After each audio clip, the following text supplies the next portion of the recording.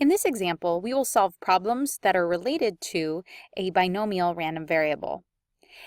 A manufacturer of insulated coffee cups knows that the likelihood a cup is defective, has leaks or tears, is 0.08. So this is going to be our probability of success. So P is equal to 0.08, and each cup's defectiveness is assumed to be independent. So that's important for this to be a binomial distribution.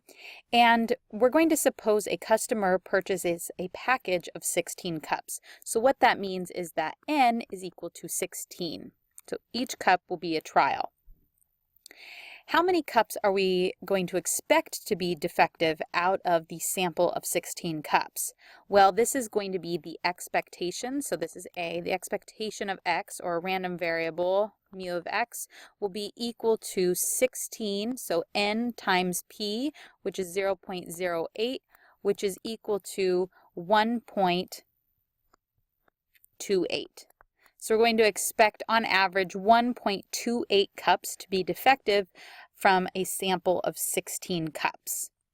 All right, so now we want to calculate some probabilities. The first probability is the probability that 4, so exactly 4 cups,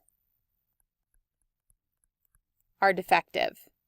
We'll recall that in general a binomial distribution, so a random variable that has a binomial distribution, is equal to n over x times p to the x 1 minus p to the n minus x. So in this case, if our n is equal to 16 and our p is equal to 0.08, this would mean that, and if x is equal to 4, we'd have 16 choose 4 times 0.08 to the 4th power times 0.92, that's 1 minus p, to the 12th power.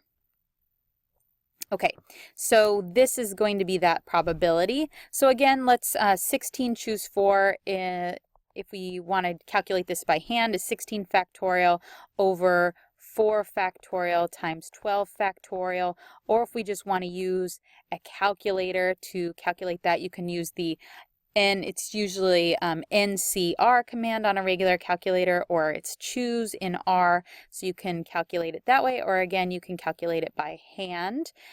But the rest of this is then 16 factorial divided by 4 factorial times 12 factorial times 0.08 to the 4th times 0.92 to the 12th. Okay, so this is then equal to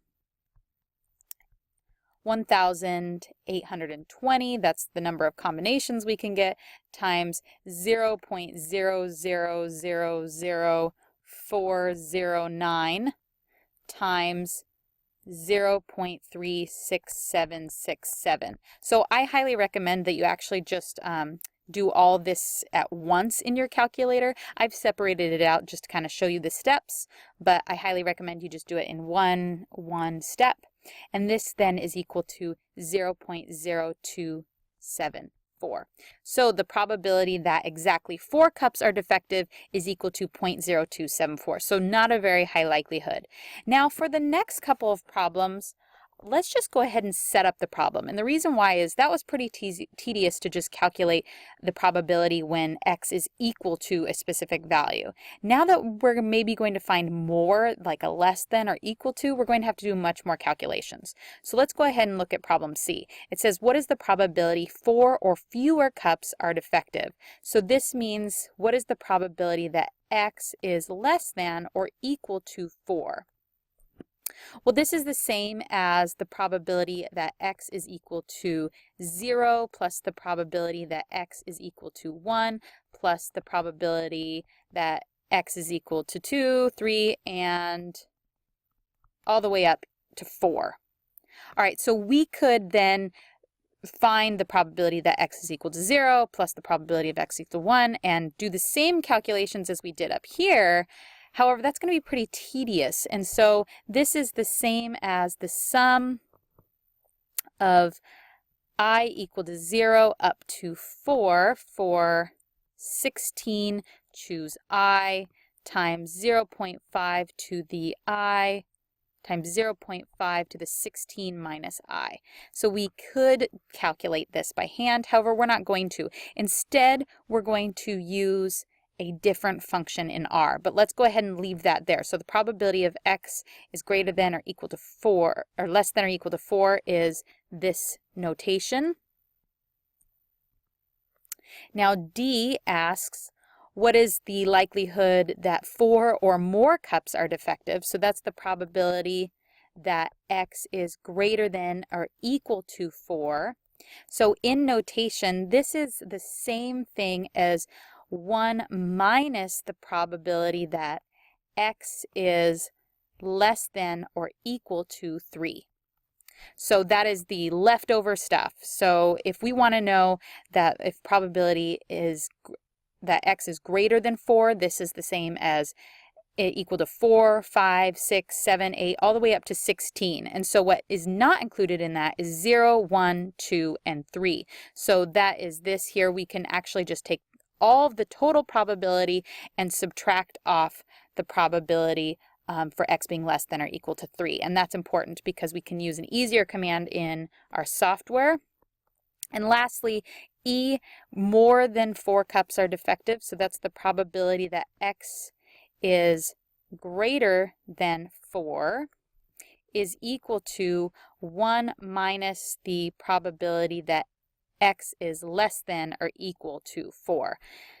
So because if it's greater than 4, that means we're going to have 5, 6, 7, all the way up to 16. So what's not included in that is 0, 1, 2, 3, and 4. So we can subtract that from the total probability of 1 and we'll get the desired probability. So let's go ahead and switch over to R and I'll show you how you can do this there. So in R, let's relook at the first example, the probability that x is equal to 4. Recall that n is equal to 16 and p is equal to 0.08. So we can use this command dbinom, and that's going to give us the density for when we have x equal to 4, n equal to 16, and p equal to 0.08. So we should get the same value that we did before, and we sure enough do, 0.0274085. If we look back, we get exactly that same value when we did this by hand. Now, if we want to do B and or C, D, and E by hand, we know that the probability of x being less than or equal to 4 will then be using the command pbinom, where p is the cumulative distribution function and binom, it represents binomial. So this just basically gets rid of all that tedious work for us. So if we want to run this line, we get that the probability that it's 4 or less is equal to 0.9932428. Now, of course, you could verify this by hand if you want to. It'd just take a little while.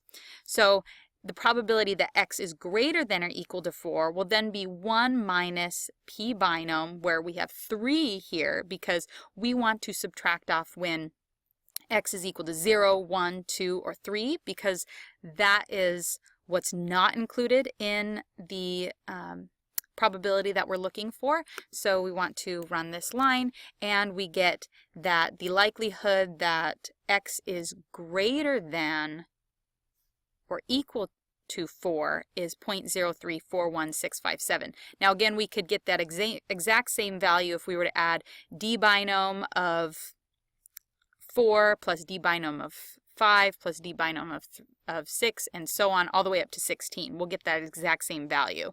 Okay, and lastly, the probability that x is just greater than 4 and not equal to 4 is simply going to be 1 minus the probability that it's less than that, and that is pbinom of 4, 16, and 0.08.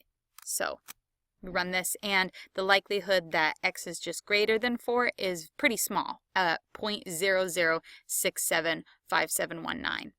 So whenever we're calculating binomial problems, the key is that we set up the problem correctly.